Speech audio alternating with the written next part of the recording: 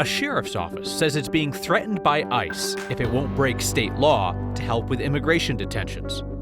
A look at the public lands in Colorado that could be up for sale if Republicans in Congress pass their budget plan. We don't want mini castles all over the national forest. Young radio operators in Colorado are on a mission to talk with someone far, far away. What do you spend most of your time doing in space? Over. And I'll have a word about an effort to whitewash history in Colorado and why America is stronger than that. Tonight on Next.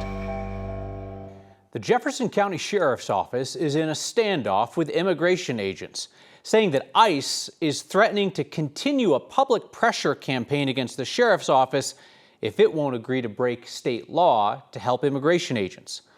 ICE Denver called out the Jeffco Sheriff's Office on social media yesterday, claiming that Jeffco released an immigrant wanted for deportation without handing the man over to ICE. The guy had been arrested for a DUI. Well, now Jeffco is firing back, saying that it notified ICE within 10 minutes of getting the order to release the man, said that ICE never showed up to get the guy before he was released 2.5 hours later. Colorado law does not allow law enforcement to hold an inmate longer than 6 hours from when they're eligible for release.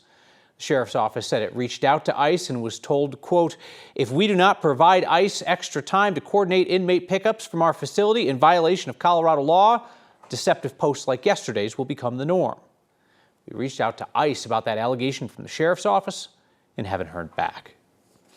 Another immigration-related stalemate is going on between Democratic Governor Jared Polus and state employees suing him to stop sharing certain information with immigration.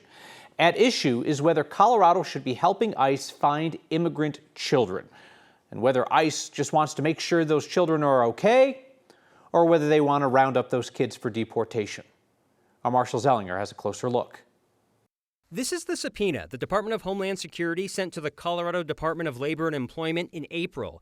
It's for contact and employment information about 35 people who have agreed to care for minors in the country without lawful status. The names of those adults are redacted in this copy. It is this subpoena that led state employee Scott Moss to sue Democratic Governor Jared Polus, claiming the governor was going to break laws that Polus himself signed, preventing information sharing with ICE. State law prevents state and local governments from sharing personally identifiable information with ICE, except if it would interfere with criminal investigations or to comply with a court-issued subpoena. This subpoena, which is signed by a Homeland Security agent and not a judge, said it needed the employment and contact information for the 35 adults to ensure that these children are appropriately located, properly cared for, and are not subjected to crimes of human trafficking or other forms of exploitation. Polus was prepared to share the information with ICE until the lawsuit earlier this month. In his response to the lawsuit, Polus said the request does not pertain to federal immigration enforcement, but that the state can cooperate because it deals with criminal investigations. Earlier this year, ICE put out this memo detailing a focus on finding these unaccompanied immigrant minors. Part of the memo describes finding the ones who are flight risks, public safety risks, or those who are up for deportation. Part of it describes finding them to make sure they're not victims of human trafficking. There was an audit done in March by the Office of Inspector General, and it looks at unaccompanied immigrant minors from 2019 to 2023, and it found that out of almost 500,000, about 31,007% could not be found because the adult provided no address or only part of the address. Health and Human Services, not ICE, is responsible for collecting that information up front from the adults. I did not hear back from HHS today, probably because it's Juneteenth. But it seems the question about information, Kyle, really starts federally with HHS, and that ICE is now seeking a workaround by asking the state of Colorado. Which brings us to this situation slathered in awkward sauce where you have a state employee essentially suing their boss in the governor.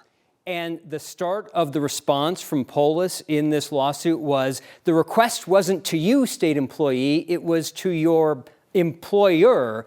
Back away, you have no standing to bring this case in the first place.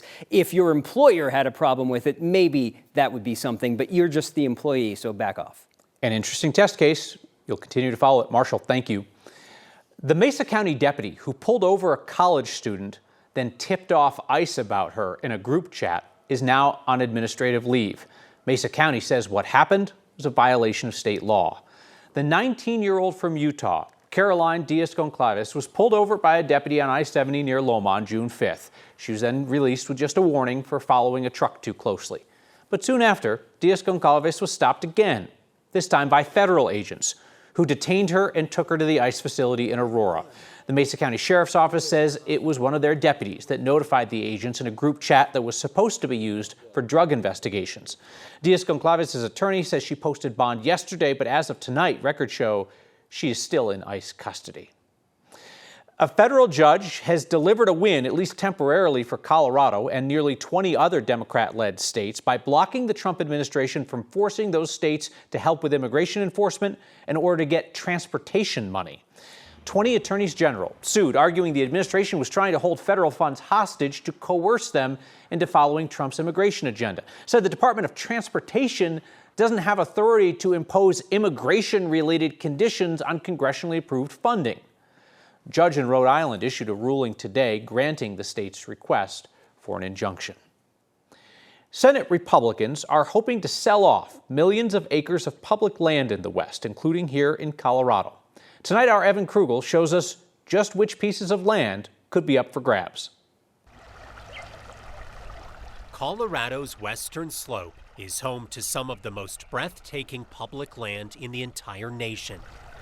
But this ground could soon be for sale under a proposal from Senate Republicans. We're opening underused federal land to expand housing, support local development, and get Washington, D.C. out of the way of communities that are just trying to grow.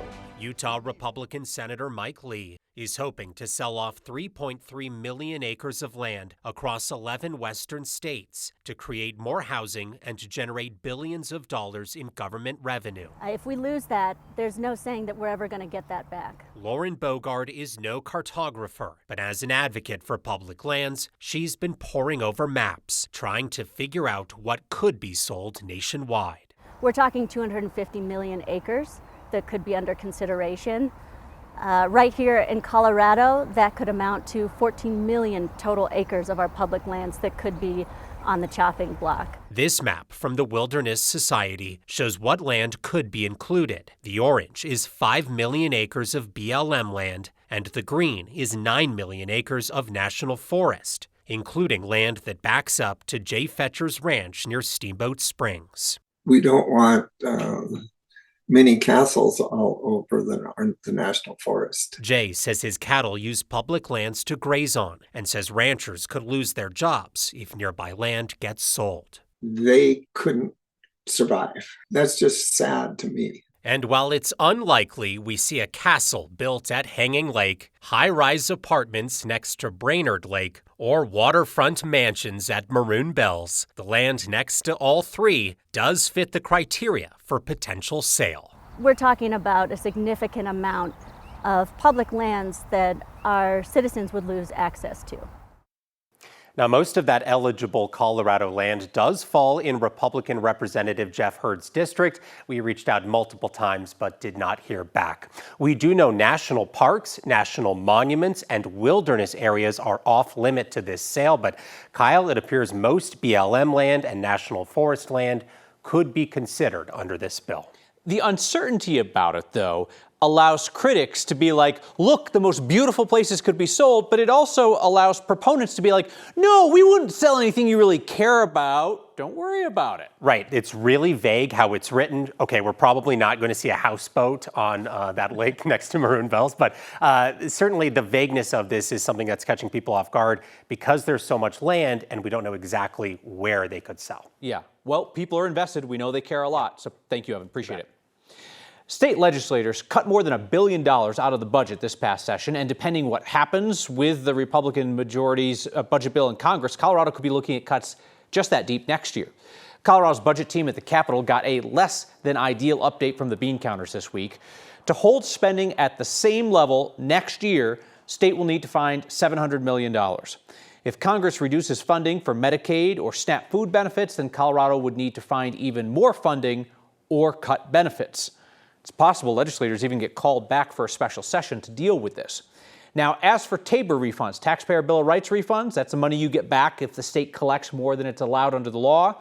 The projection is Coloradans will not get one of those refunds until 2028. A community activist is suing the city of Aurora after city council voted to indefinitely suspend in-person meetings and public comment. Council's tired of being criticized for a police shooting that killed an unarmed black man named Kylan Lewis. He was shot and killed by an Aurora police officer last May. Protesters have disrupted a number of city council meetings demanding accountability for the officer who shot him. An investigation found the officer did not violate policy. Lewis's family has filed a wrongful death lawsuit against the officer as well as the city. City council says they will meet virtually with no public comment until that case is decided. One of the activists involved has filed a lawsuit claiming the city is now violating First Amendment rights. The Aurora City Council had an opportunity to simply curate a space for voices to be heard. And now we have exposed their leadership that they are not looking to hear, to listen, or to understand. They would rather control, silence, and suppress. City leaders are off for the Juneteenth holiday, so it's not clear if they don't want to comment on this. They wouldn't comment on an active lawsuit anyway. Can't tell you one way or the other. We should mention, as it relates to this case, 9 News is suing the city of Aurora in order to get the unedited body camera footage of that shooting incident. The Trump administration wants visitors to historic sites in Colorado to help them sanitize American history. I have some thoughts on that. Ham radio is fun in general, and this is just icing on the cake for me. Dozens of amateur radio operators here in Denver taking their skills to the next level. Space. That's next.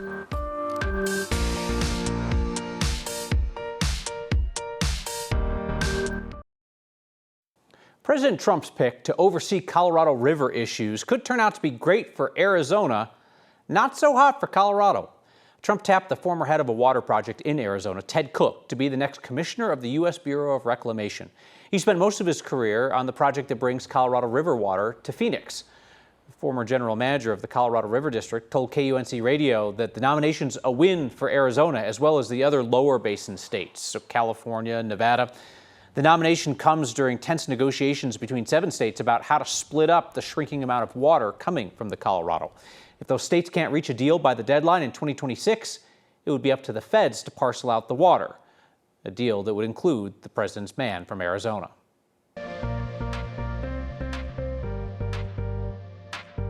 The last day of spring and the heat is on. Temperatures this afternoon in the mid-90s. Tomorrow we go to 100 degrees and a heat advisory has been issued both Friday and Saturday. Also a weather impact alert for temperatures in record territory between 100 and 103. Heat illness is a very real possibility. We need to think about pets and kids and our outdoor exposure with all of the sunshine and the warm weather. 94 in Denver today, 100 in Lamar, 99 in Grand Junction. Tomorrow's forecast is 100. The record is 99, so we should beat that record tomorrow for the first day of summer and the summer solstice. Winds increasing, red flag warning posted for high fire danger for western Colorado and could be extended into the Front Range where we're dealing with poor air quality. An air quality alert out for high levels of ozone at the ground level. Temperatures in the mid-90s will drop 10 degrees by about 9 o'clock. Extended forecast weather impact alert for Friday and Saturday, 100 degrees. A heat advisory, dangerous heat, a little bit cooler Sunday, and then finally relief Monday and Tuesday. Highs in the 70s and 80s with a good chance of showers. Admitting when you're wrong is a sign of strength, even when you're a country, perhaps especially when you're a country. Because building monuments to heroes and victories is important, but any country can do that. It takes a special kind of country. I'd even say a great country to also memorialize mistakes, to put up markers saying that errors are also worth remembering so they're not repeated. Colorado has 2 such places. The San Creek Massacre National Historic Site, marking the place where hundreds of Native men, women, and children were murdered in 1864. And the Amachi National Historic Site, where Japanese Americans were wrongly incarcerated during World War II. Now, a weak country led by insecure people would try to ignore that history, try to bury it. A great country led by strong people is not afraid to say when it has fallen short of its ideals. There are new signs up at Amachi and San Creek in Colorado, signs put up at the direction of the Trump administration, asking visitors to report if they see anything negative about America there. I imagine you would read something negative about America at historic sites designed to memorialize mistakes that America is promising not to make again.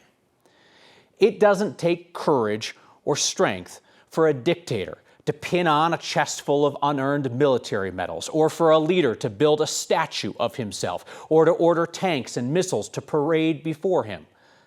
Americans know those things are actually signs of insecurity, like those literal signs at Amachi and San Creek.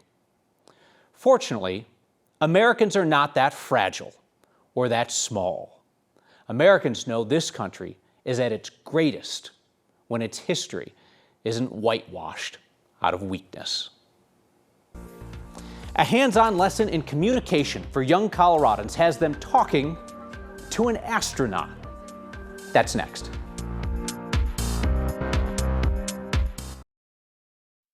This week in Thornton, young radio operators aged 15 to 25 are hamming it up, and today they got to talk to an astronaut on the International Space Station. CQ, CQ, CQ, this is Whiskey Zero Yankee, a special station for Youth on the Air Camp, Denver. So this week we are gathering young people passionate for radio here in Denver, in Colorado. My name is Franco, Foxtrot Romeo Alpha, November Charlie Oscar. We're all friends. We're all nerds here, radio nerds. 5-6 for you from Thornton, Colorado, over. Youth on the Air connects amateur radio operators. We're here in Denver this week for a whole week to do all sorts of ham radio activities. So today, I'm excited about because I like space. We figured out when the ISS would be passing over. And so today we get to talk directly to an astronaut on the ISS. So that's amazing. November Alpha 1, Sierra Sierra. This is Whiskey Zero Yankee, over. Whiskey Zero Yankee, this is November Alpha 1, Sierra Sierra. I've got you loud and clear. Hi, this is Franco, LU3EFH. What is the most exciting activity you've gotten to do on board? Over. I think the most exciting thing has been the spacewalk that we did about a month and a half ago. So not necessarily on board, but Ann McLean and I went outside and fixed a couple things on the space station and moved an antenna and got us ready for more vehicles. Over. Are there any routine jobs on the ISS that you don't like to do? Over. Hey, Hope. Well, I mean, every weekend we have to do housekeeping. So just like on Earth, we have chores up here, which can be a little mundane sometimes. Over. What do you think you'll miss the most about space once you're back on Earth? Over. I think floating. The ability to fly through a module doing aileron rolls is one of my favorite things. I think I'm going to miss that. Over. As a ham, I have to sign off. We say 73. 73 from Whiskey Zero Yankee. 73. Thank you for coming out here, and 73. Oh my God, I can breathe. What an unforgettable experience. Your feedback, thank you, is next.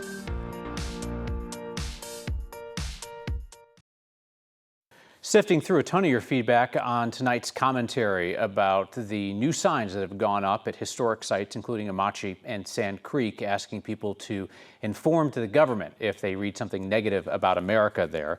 Dave and Linda wrote in to say thank you for your courage to point out the obviousness. Liz says she plans to visit Amachi and Sand Creek and report those signs as a negative representation of America. That's inventive. And Brian says, bravo for calling out those who wish to hide the truth about our history. He says the truth of history is not always pretty or comfortable, but it is the truth, and it should be told.